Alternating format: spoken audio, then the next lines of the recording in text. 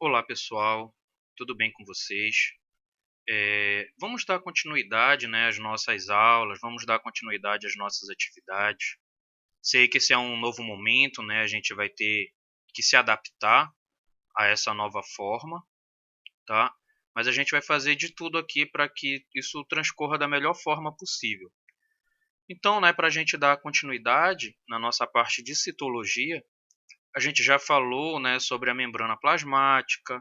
Falamos na última aula sobre o núcleo, o material genético, a gente conversou sobre tudo isso, né, de uma forma geral.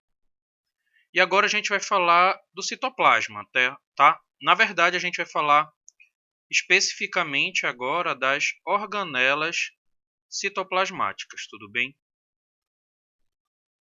Bem, as organelas, elas, como o próprio nome, né, sugere, elas são pequenos órgãos que vão estar presentes ali na célula, tá bom? Aqui vocês podem perceber, a gente está falando de uma célula eucarionte. A gente já tem aqui a presença de um núcleo, tá bom? A organela que a gente vai ter nas procariontes são os ribossomos, mas isso a gente discutiu lá na nossa primeira aula, tá? Então aqui o que a gente vai falar é sobre células eucariontes. Então as organelas elas vão ser pequenos órgãos ali que vão se encontrar dentro das células. Tá? Então, assim como no nosso corpo, a gente não tem órgãos e sistemas que são responsáveis por determinadas funções dentro do nosso corpo, aqui na célula não vai ser diferente. A gente vai ter, só que em vez de ter órgãos, né, a gente vai ter as organelas.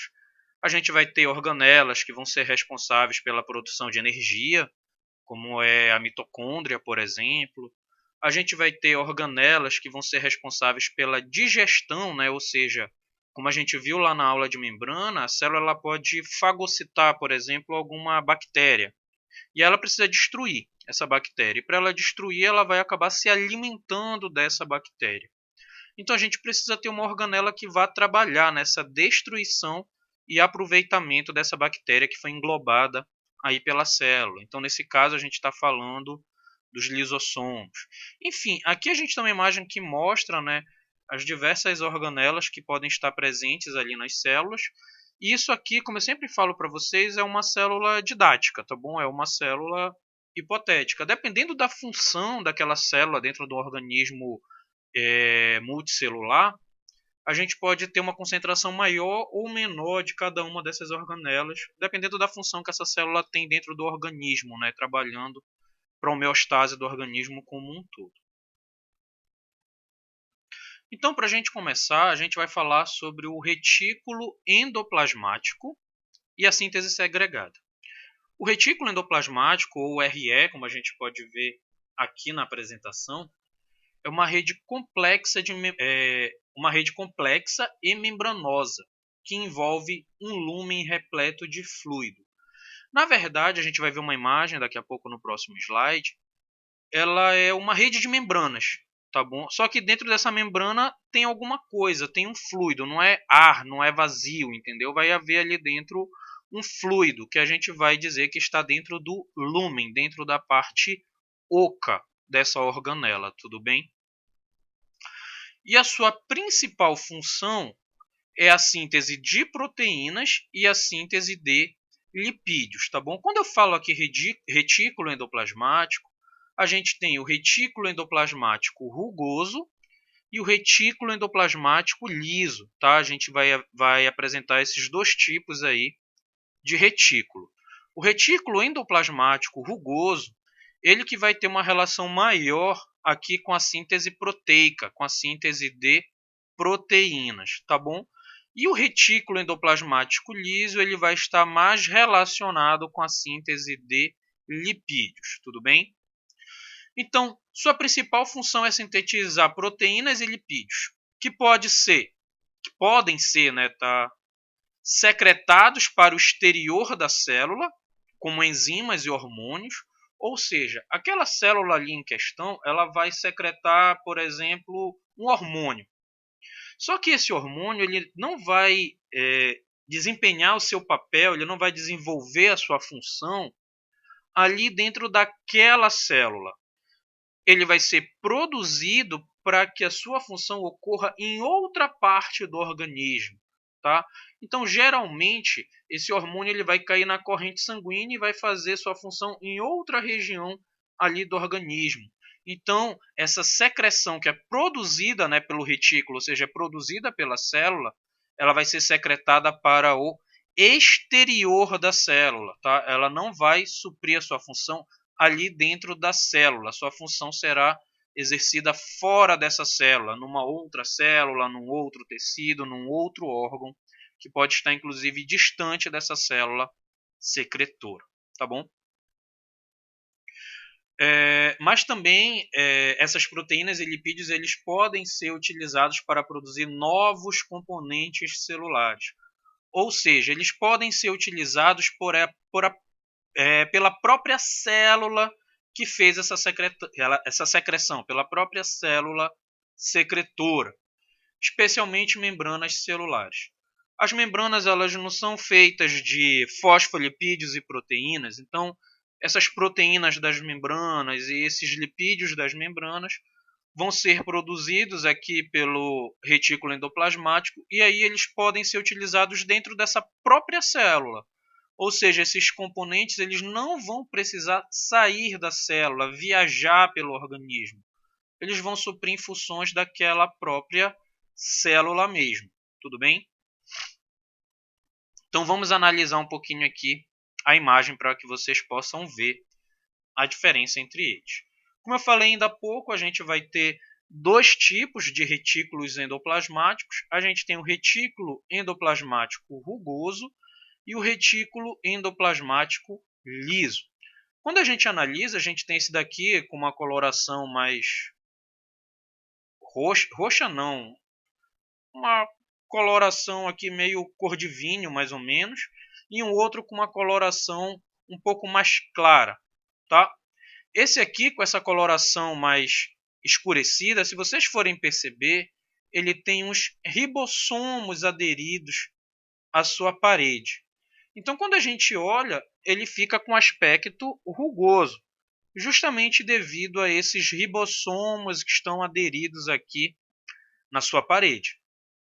Já o retículo endoplasmático liso, ele não vai apresentar esses ribossomos aderidos, então ele não vai apresentar esse aspecto mais rugoso, tudo bem? Mas percebam que eles têm comunicação interna, né? Eles são um conjunto de membranas que acaba se comunicando, beleza? Então vamos um pouco adiante agora. Os produtos sintetizados vão do retículo endoplasmático rugoso para o retículo endoplasmático liso, onde serão embalados e despachados como vesículas de transporte. Ou seja, aqui vamos supor que a gente produziu aquele hormônio que a gente havia conversado ainda há pouco. Esse determinado hormônio foi produzido aqui e ele vai ser enviado para o que a gente pode chamar o centro de distribuição celular. Tá? A gente vai ter uma organela que ela vai se comportar como um centro de distribuição. Ela vai pegar essas secreções produzidas aí pelos retículos endoplasmáticos e aí ela vai empacotar e endereçar. Ou seja, ela vai empacotar e direcionar essa secreção. Se ela vai ser um componente da membrana, vai ser direcionado para a membrana onde ela vai suprir, né, a sua necessidade. Se ela for um hormônio, como a gente vinha comentando anteriormente, ela será endereçada para fora da célula.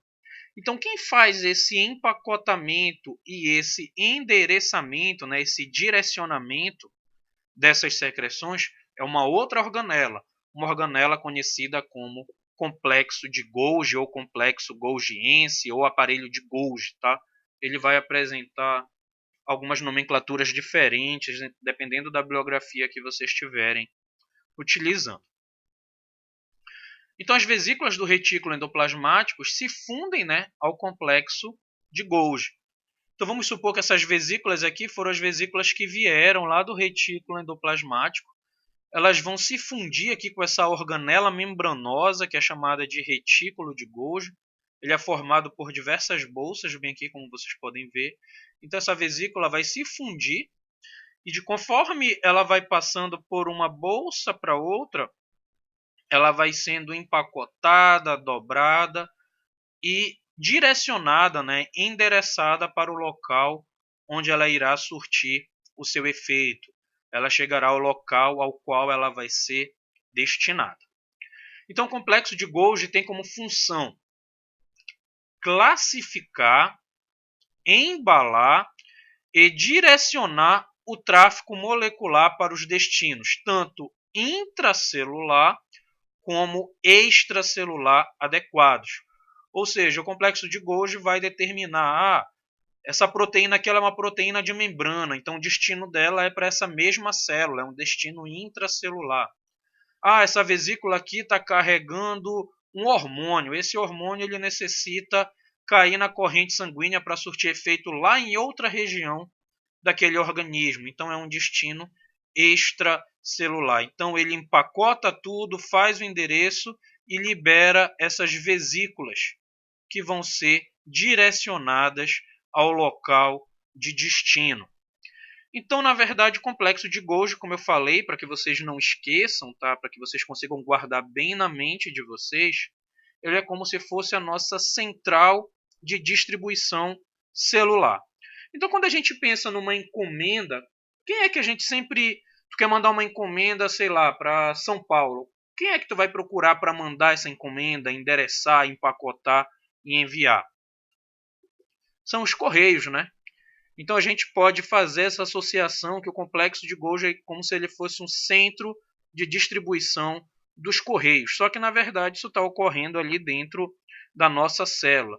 Então ele vai pegar cada vesícula ali e vai carimbar ela como esses componentes vão ser componentes de uma nova membrana para substituir componentes antigos, vão ser excretados para outra região do organismo, ou vão formar organelas, como a gente vai ver daqui a pouco, existem os lisossomos, né, que eles serão formados aí também a partir dessa excreção do complexo de Golgi.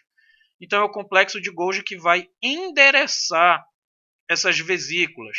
Olha, essa vesícula ela tem excretas, ela precisa ser secretada, ela precisa ser enviada para o meio extracelular, precisa ser excretado daqui. Olha, essa vesícula ela carrega componentes novos para a membrana celular. Então vamos endereçar essa vesícula para a membrana celular. Olha, essa vesícula aqui ela vai ter componentes digestórios. Ela será um novo lisossomo, uma nova organela que vai trabalhar aqui dentro da célula. Então ele endereça como uma nova organela e assim será liberado, já que ele é o centro de distribuição celular.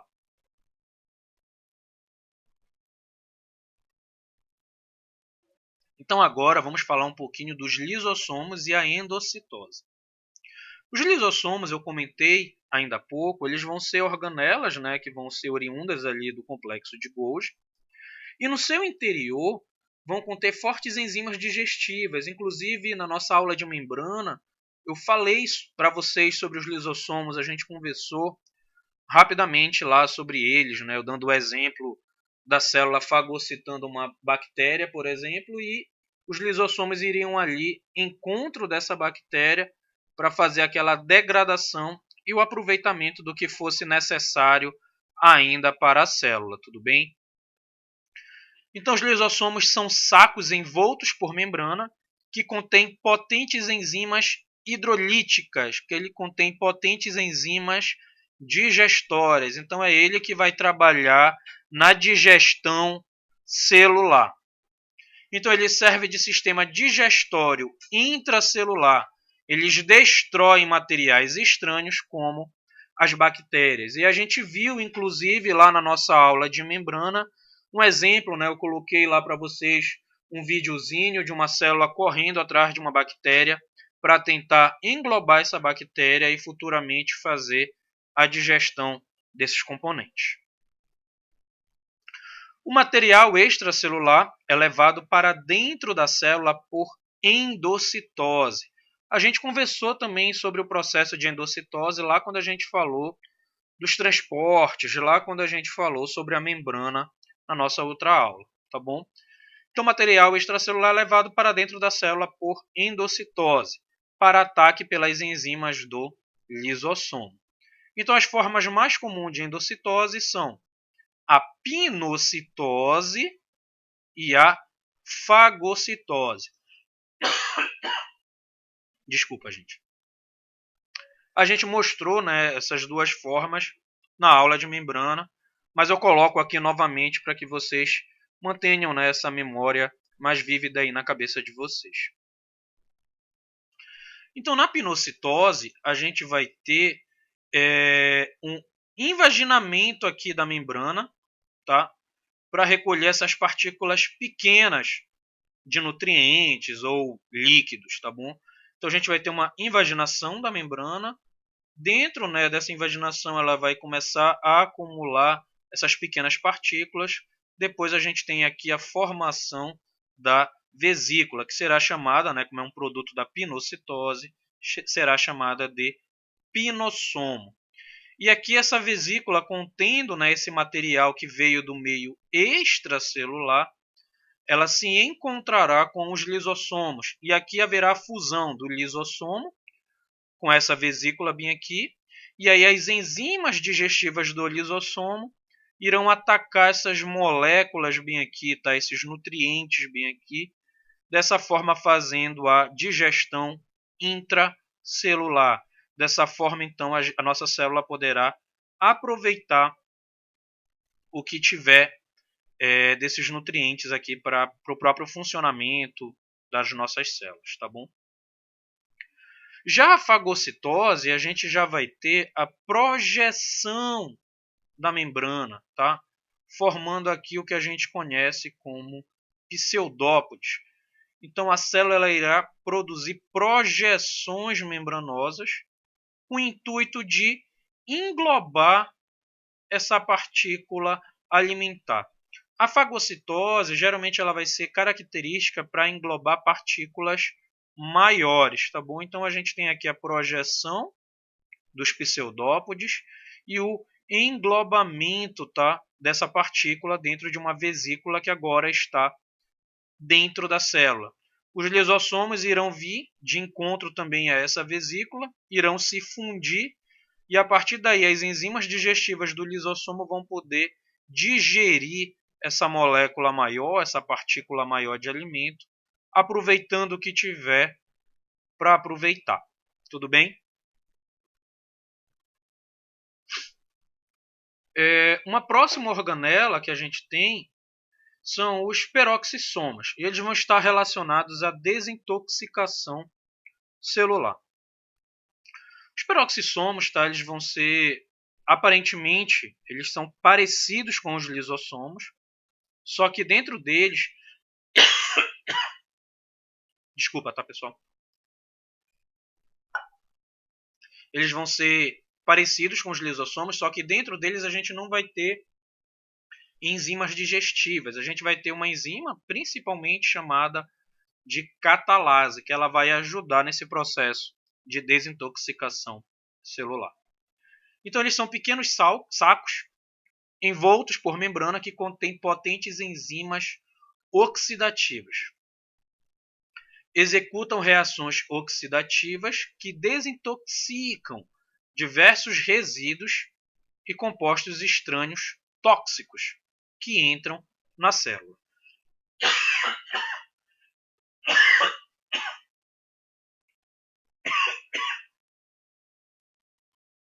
Desculpa, pessoal, estou com a garganta um pouco ruim, por isso que eu estou tossindo.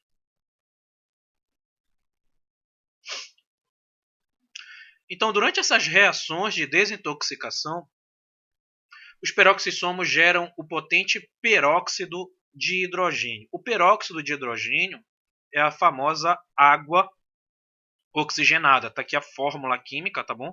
H2O2 é uma água oxigenada. E esse peróxido de hidrogênio ele é altamente tóxico para as nossas células, tá bom? Ele pode danificar alguns aminoácidos, entre outras coisas dentro da célula. Então a célula ela tem que se proteger desse peróxido de hidrogênio, né? Ela tem que dar uma forma de ser desintoxicada. E quem vai ajudar ela nesta missão são os peroxissomos. Então, durante as reações de desintoxicação, os peroxissomos geram, né, o peróxido de hidrogênio, mas eles não podem liberar porque ele ainda é tóxico. Então, eles transformam esse peróxido de hidrogênio em água e oxigênio, que são inofensivos para a célula, por meio da enzima que eu falei que está presente lá dentro dos peroxissomos, que é a catalase. Tá? Então, a gente vai ter aqui a água oxigenada, o peróxido de hidrogênio. Com a ação da catalase, esse componente, que é altamente tóxico para as células, ele vai ser transformado em componentes que não são tóxicos à célula, que são a água e o oxigênio. A água oxigenada, tá, inclusive, não sei se é do tempo de vocês, mas um tempo atrás era utilizado, quando a pessoa se machucava, se cortava, utilizava-se água oxigenada para tentar desinfetar aquele local. Por quê? Porque existem algumas bactérias que elas são sensíveis à presença do oxigênio. Então, quando jogava a água oxigenada no ferimento, tá, a catalase presente nas células entrava em ação. E aí a gente tinha a produção, né, dessa água oxigenada, ia ter uma reação química, que ia resultar na formação da água e do oxigênio. Então, quem teve que passar, né, a água oxigenada em algum ferimento vai lembrar que ela espumava. Essa espuma, na verdade, nada mais é do que o oxigênio que estava sendo liberado dessa água oxigenada a partir da reação que ocorria com a catalase presente nas nossas células. Então, aos micro-organismos que eram intolerantes ao oxigênio, eles acabavam sendo eliminados com esse processo. Então, por isso que antigamente era utilizada água oxigenada sempre que alguém se cortava ou se machucava, com o intuito de desinfetar aquela região. Vamos então para uma próxima organela. Essa organela ela vai ser melhor tratada e melhor trabalhada lá na disciplina de vocês de bioquímica, tá? Porque ela vai estar relacionada com a produção de ATP. E essa organela ela é a mitocôndria. Então, as mitocôndrias são organelas energéticas da célula. São elas que convertem eficientemente a energia das moléculas de nutrientes em energia utilizável pela célula. E qual é essa energia que a célula utiliza? A gente já conversou e vocês já sabem, é o ATP.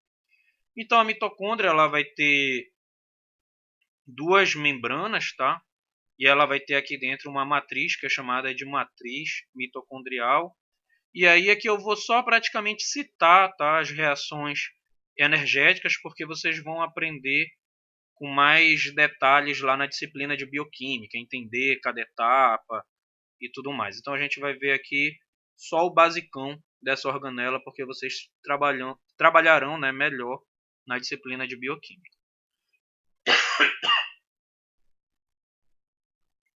A respiração celular inclui a desmontagem sequencial de moléculas de nutrientes e subsequente produção de ATP em 3 estágios.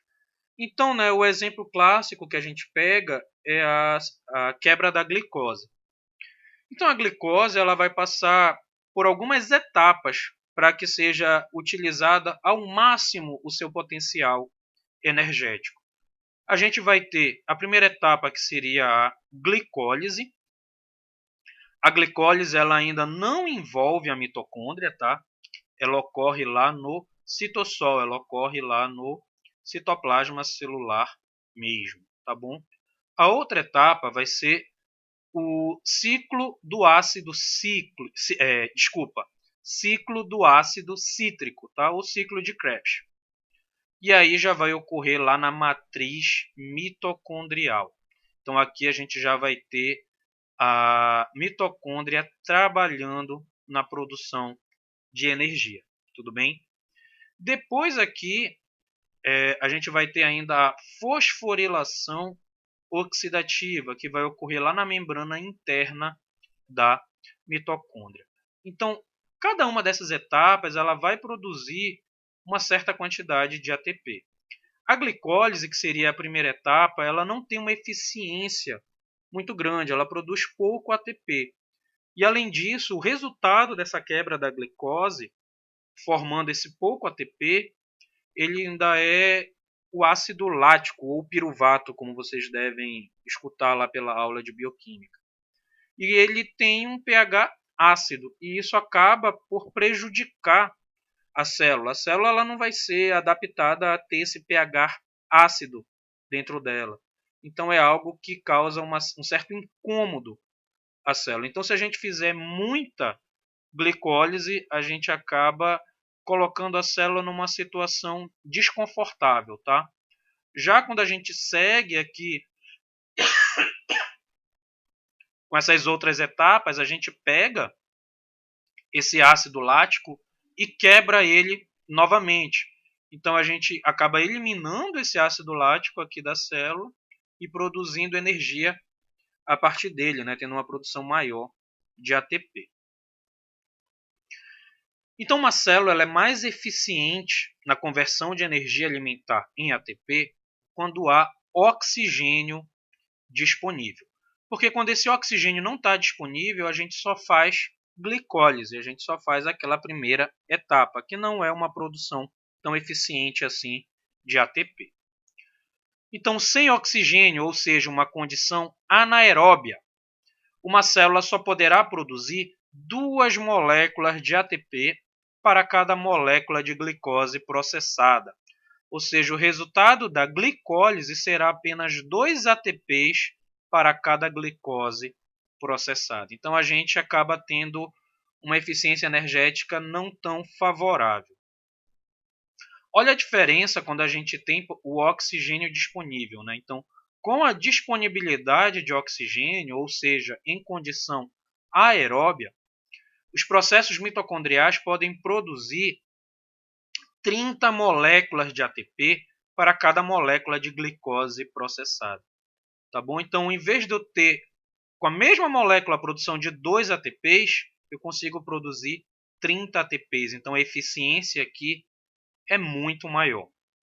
Tá? E esses 30 são 2 moléculas do ciclo do ácido cítrico e as outras 28 moléculas da fosforilação oxidativa. Beleza? Vocês vão ver lá na aula de bioquímica mais detalhes sobre essas reações, entender como ocorre, como se transforma, tudo mais. Isso vai ser mais direcionado lá na bioquímica, tá bom? Aqui o interessante que vocês devem saber é que a mitocôndria ela vai trabalhar na produção de ATP, ela vai trabalhar na produção de energia, tá? Sem a mitocôndria, a gente só consegue fazer a glicólise, a gente consegue fazer apenas 2 moléculas de ATP para cada molécula de glicose. Com a presença da mitocôndria e, claro, a presença do oxigênio, a gente consegue produzir 30 moléculas a mais.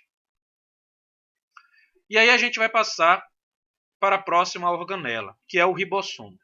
O ribossomo, como eu já havia falado para vocês desde a nossa primeira aula, ele vai ser uma organela que também vai estar presente lá nas células procariontes. Justamente porque ele é fundamental, né? Ele trabalha na síntese proteica. Quando vocês escutarem essa palavra síntese, pensem como se fosse um sinônimo, tá? Só para facilitar o entendimento de vocês.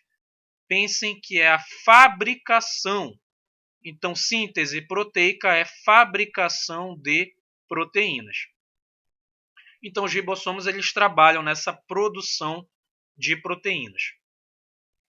Então, por isso que eles têm que estar presentes tanto nos procariontes quanto nos eucariontes. Eles vão apresentar locais de ligação nos quais os RNAs transportadores, que levam aminoácidos específicos, se unem ao RNA mensageiro durante a montagem de proteínas. A gente conversou, né, rapidamente lá na aula de núcleo sobre os RNAs. Então, o tRNA é o RNA transportador. O mRNA é o RNA mensageiro. E a gente ainda falou de um outro, não sei se vocês vão lembrar. O rRNA, que seria o RNA ribossômico. Por quê? O ribossomo ele é constituído de RNA ribossômico associado a proteínas. Então, do que é feito um ribossomo? Ele é feito de RNA ribossômico e proteínas, tá bom? Então aqui a gente falou rapidamente dos 3 RNAs que a gente havia comentado na aula passada. Aí eu vou mostrar para vocês um videozinho que mostra o quê? O RNA, né, saindo lá do núcleo, chegando ao citoplasma em encontro, né, com os ribossomos, para que como resultado dessa associação a gente veja ocorrer a síntese proteica, a gente veja ocorrer a síntese de uma proteína, a fabricação de uma proteína. Bora ver se vai funcionar o vídeo aqui. RNA. The RNA carries the instructions for building the protein out of the cell nucleus, heading for this structure, called a ribosome. This is basically the cell's protein factory. As the ribosome works its way along the RNA strand, it reads the instructions, and these tell it which amino acids to join together and in which order to make the specific protein. There it is, a protein. And just think, the cell builds proteins thousands of times a minute to stay alive. Bom, então nesse vídeo a gente pode ver o ribossomo, né, trabalhando ali, se associando tanto com RNA transportador quanto com RNA mensageiro para a produção das proteínas. Como vocês viram aí no vídeo, é essa interação que eles apresentam, tá bom? Para finalizar, gente, a gente vai falar agora do citoesqueleto. Eu acho até que eu também já comentei, né, com vocês o citoesqueleto em outras aulas. Então, citoesqueleto, cito vem de célula, tá bom? E esqueleto vem de esqueleto. Então, o citoesqueleto seria um esqueleto celular. Tá? Então, o citoesqueleto ele vai ser o osso e...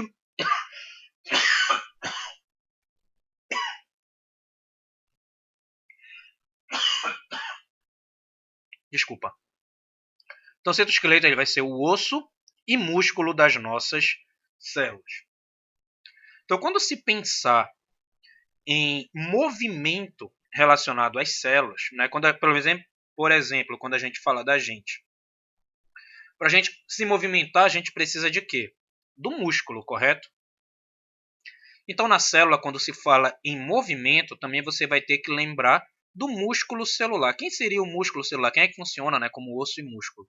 É o citoesqueleto. Então, inclusive, tá, quando a gente avançar para a parte da histologia, quando a gente chegar principalmente lá no tecido muscular, a gente vai falar bastante, né, sobre o citoesqueleto. Vocês vão ver como que esse citoesqueleto acaba transformando em movimento, tá? Como é que ele se comporta dentro da célula para resultar em um movimento do nosso corpo, por exemplo. Tá? Então, o citoesqueleto é osso e músculo das células. Estende-se por todo o citoplasma, né, por todo o citossol, e serve de osso e músculo da célula. Os 3 tipos de elementos do citoesqueleto são microtúbulos, microfilamentos e filamentos intermediários. Eles constituem diferentes proteínas e realizam diversas funções. Por exemplo, os microtúbulos, tá? Quando a gente tiver aula de ciclo celular, que a gente for ver a divisão celular, vocês vão ver que os microtúbulos eles vão trabalhar no momento da divisão celular, quando a gente for dividir o material genético, quando a gente for levar cada cromossomo para uma célula filha, os microtúbulos que vão estar ajudando esse processo de separação. Os filamentos intermediários, eles vão estar relacionados à adesão célula com célula, tá? Eles vão estar relacionados a manter unidas, manter presas uma célula junto à outra, tá? Então eles vão estar ali, digamos assim, costurando uma célula a outra para manter essa conexão, manter essa ligação, manter essas células firmemente aderidas umas às outras. Os microfilamentos, tá, eles vão estar relacionados com a manutenção da forma celular e também com alguns movimentos celulares. Por exemplo, lembra quando a gente falou dos pseudópodes? Para a gente fazer aquela projeção da célula, né, aquele pseudópode ali, quem vai trabalhar vão ser os microfilamentos.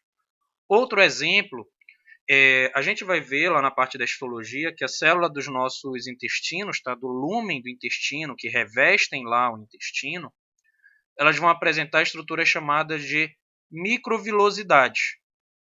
São essas projeções aqui em forma de dedos. E elas servem para aumentar, né, a superfície de contato da célula, mas eu vou explicar essa relação do porquê aumentar a superfície de contato lá na histologia. Para cá, o que eu quero que vocês vejam é que para que isso fique firme, né, para que essas microvilosidades fiquem firmes, para que essas projeções fiquem firmes, a gente precisa ter algo dando uma sustentação para ela, como se fosse um esqueleto. E quem é que é o osso da nossa célula? Quem é que é o esqueleto da nossa célula?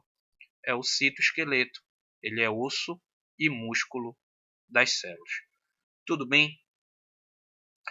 Bom, pessoal, o que a gente tinha, né, para a aula de hoje era isso. Eu espero que vocês tenham entendido, que vocês tenham compreendido. Qualquer coisa, vocês podem utilizar o fórum da plataforma para fazer perguntas, deixar algum questionamento. Eu espero que vocês estejam também se cuidando. Lembrem, esse período que a gente está tendo que ficar em casa não são férias, tá?